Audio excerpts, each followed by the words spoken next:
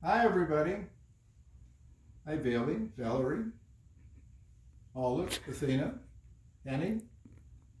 Today we're going to look at two things. We're going to look at atmospheric pressure and we're going to look at friction. Now, atmosphere is what we call the air that's all around us. Now, you can't tell, but it pushes on things. It pushes with a lot of force, almost 15 pounds for every square inch. And I can prove that to you. First of all, we already know about gravity, don't we? If I hold this card over the glass like this, now, is there air pressure? Yes, inside the glass and outside the glass. They cancel each other out. What's left is gravity. So when I let the cardboard go, it falls. But now, let's take the air out of the glass. Now, how do you do that? That won't work. But if I replace the air with water all the way to the top, then there won't be any air left in the glass. I'm going to fill it all the way to the top so that it even overflows a little bit.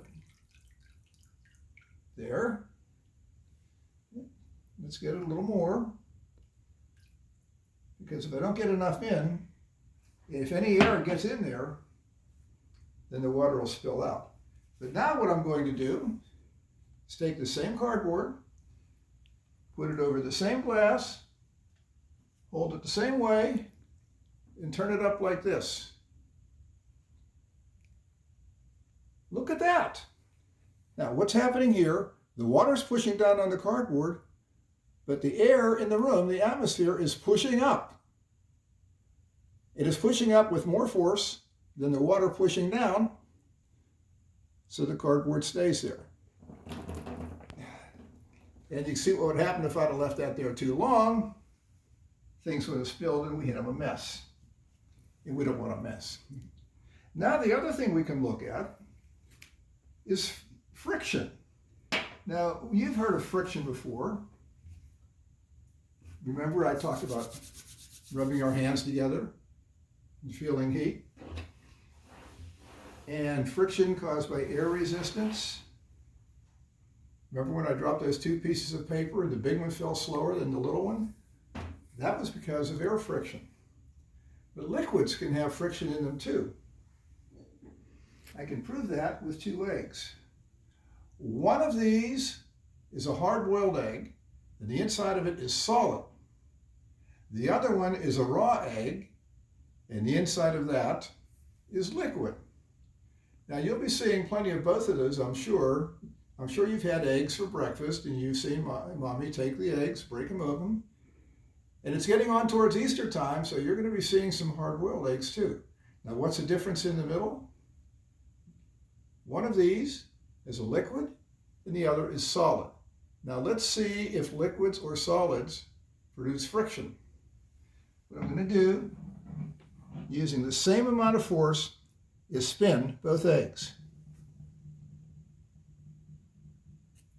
Now, where was there more friction? This one or this one?